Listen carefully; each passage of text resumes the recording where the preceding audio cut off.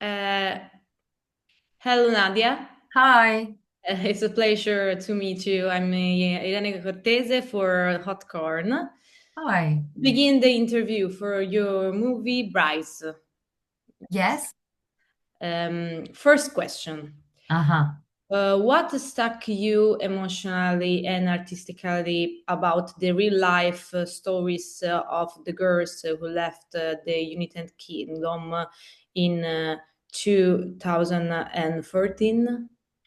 Well, both the writer of Brides and I were really struck by the media storm. So there was a big storm around the real life girls, especially a young woman called Shamima Begum and her friends who were from East London, 15 years old, and they made a similar journey.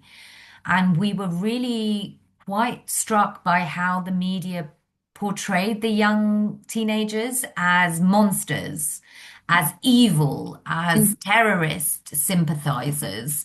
And we just thought that was not a very nuanced story. And no one was talking about them as young people or children.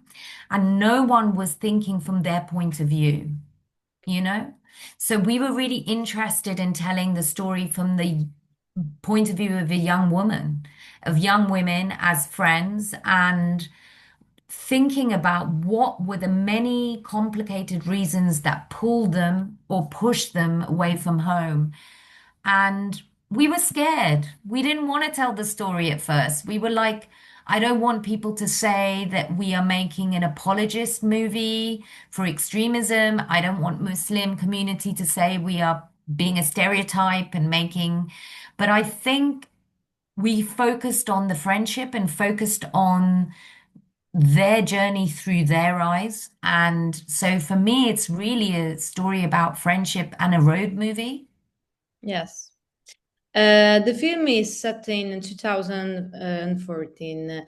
Why was it important to place the story in that specific historical moment? That's a really good question. I think because at that time, the young people that made the journey, and they did come from different countries, from across Europe, Australia, and Britain, they didn't really know everything that was going on in Syria. There wasn't loads of footage. A lot of them thought they were going there as freedom fighters, trying to help the people of Syria against the Assad government and the killing. And they thought, or they were led to believe online that they could help and that they would be beauty and a sisterhood and a brotherhood. Of course, later on, we saw the destruction of Syria and the horror that was there on the other side, and the horror of ISIS.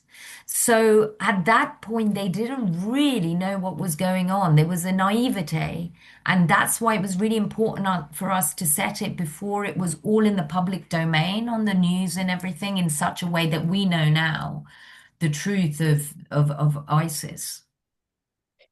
You have said that in the past you were afraid to tell stories connected to your own community. What has changed today? What changed? Yes. What changed was two things. One, the realization as you have regularly as an artist that you need to do the thing that scares you the most. And I Mm, think that's a good lesson for life for most of us. If it's mm, scary, maybe it's worth doing because mm. it means it needs to happen. On the other level, I just thought someone else is going to do it, and someone else is going to do it with less nuance and less empathy, maybe. And we didn't want to do a documentary. I think there are brilliant documentaries and news footage. We wanted to make a movie. Yes. And that's different. Yes. And that's why we also wanted to tell a fictionalized story. So Sohaila El Bushra, the writer, did some really great research. But at the same time, we wanted the freedom of fiction. So and the expanse and poetry of fiction. But so much was real. The social media posts are real. The disembodied voice that coerces the girls is a lot of things she says are what the real people said. And a lot of these girls, they never met the person they were talking. We hear about online No. grooming in chat rooms. It's a similar thing. And the graffiti in the film is real. The bus station where the girls are trying to get the bus from Turkey in Istanbul to the border was where the real life Shamima Begum and her friends, there's CCTV footage of them. So, but at the same time, these are not, these are fictional characters. Why did you choose the road movie format for to tell this story? I love road movies, the classic Thelma and Louise, and I've had the pleasure of meeting Callie, who wrote Thelma and Louise at my theatre recently. It's iconic. Yeah. It's what happens to all of us when we leave home. When we leave home, even if you go on holiday, you are a version of yourself that Yeah. people don't expect you to be. You're free in a way to be your authentic self. And it's the idea of freedom, especially for women, and adventure as well, if you're a Mhm. teenage girl. So that road movie formula, but also the buddy movie and the coming of age movie. I'd seen some great movies, American Honey, Thelma and Louise, and a great movie about two young girls in America called Never, Rarely, Sometimes, Always. Camera right in their face, very, very beautifully shot, very intimate. So those were my reference movies.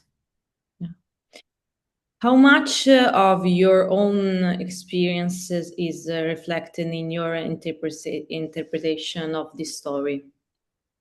Well, Sahela and I joke that Muna is me. Muna is Yeah. also my sister's name, and Doe is her. There's definitely a part of them in us, and vice versa.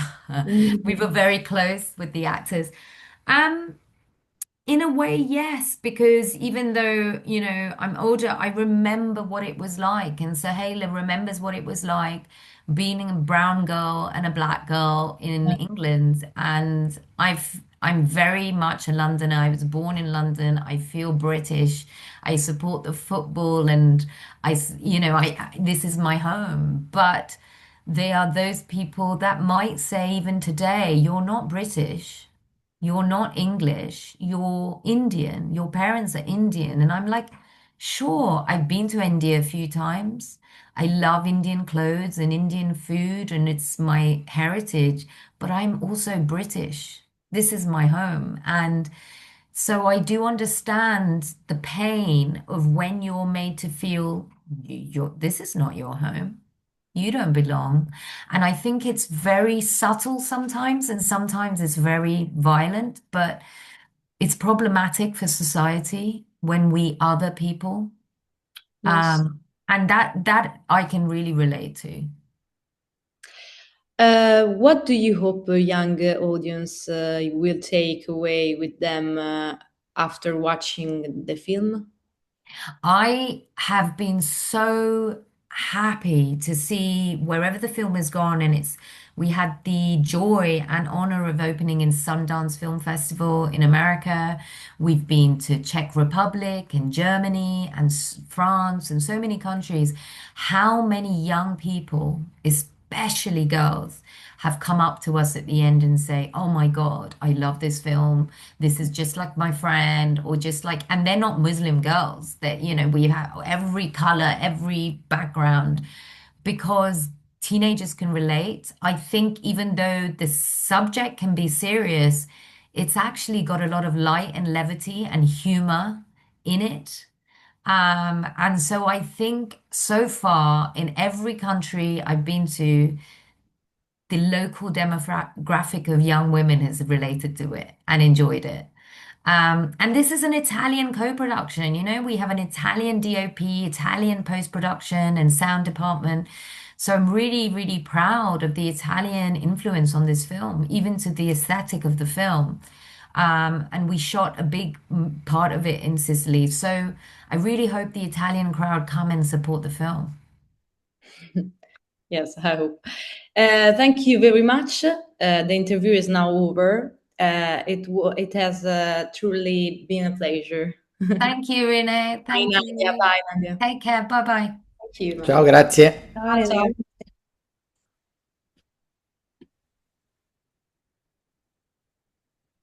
Last one, Nadia. Great. With Veronica.